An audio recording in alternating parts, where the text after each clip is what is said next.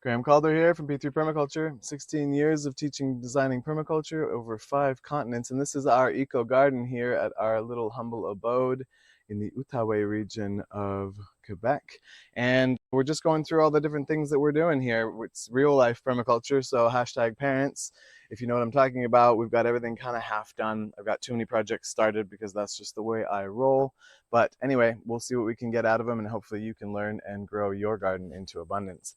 So this is a passive through flow permaculture swale garden system. So we have one swale at the top here that's connected to our rain gutter system, rain gutter and tank overflow system here. Don't worry, the tank is going to have vines over it. I'm going for Epios americana, which is an edible groundnut, as well as some other annual vines. I don't necessarily want to put kiwi on it or grape or anything like that because I want to be able to maintain and access it. And actually I want to take back all my pallets and put an actual frame under there so I have some storage as well. You can see it's really just a waste of space at the moment, but it was a great way to get started and get going. So that's going to be vines. We'll have annual vines, beans, and all kinds of things growing there to keep it out of the sun. That overflow system goes down through the main swale and then floods through the second swale, which we got our second bed in this spring. And then the third bed we started working on in our hands-on permaculture course as one of the day intensives, but we stopped because we are having a Japanese beetle infestation, which is pretty common around these parts right now, and especially with the drought. So you can see the trap is really active right now. There's the Japanese beetle right there. So we just gotta knock them into the trap, let them die.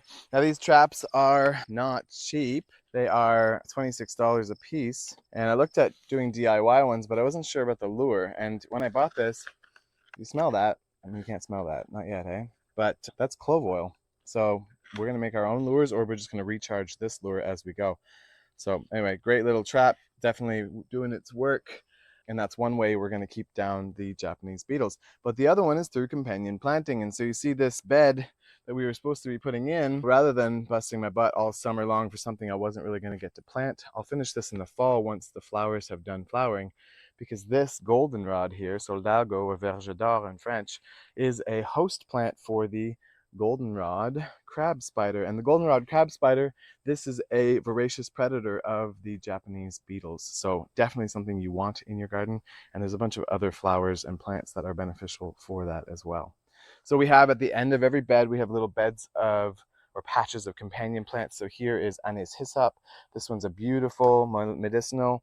This smells so nice, and it's a really nice tea you can drink at the end of the day. It also hosts a huge amount of pollinators with these little clusters of flowers. This was an ornamental that was here when I took over the garden and transformed it from ornamental to permaculture. We have our nasturtiums, some yarrow, some sunflower, but there's a lack of companion planting flowers here. This is just a bare minimum. I didn't get my African marigolds in. There's a lot more that we can do. So this is just the beginning, but I hope you can get something beneficial out of this, and like and subscribe if you do, and check out the free eco gardening course. We got a link in the comments. This is a 2-hour crash course where we go over soil fertility, passive irrigation, natural pest control, and an intro to companion planting. Let me know if you've got one of these in your garden, or if you're just slaving, watering, and weeding all day. And if you want to learn more, ask the questions in the comments. I would be happy to answer and share what has worked for me over these past decades. Cheers, like, and subscribe, and I will see you in the next one.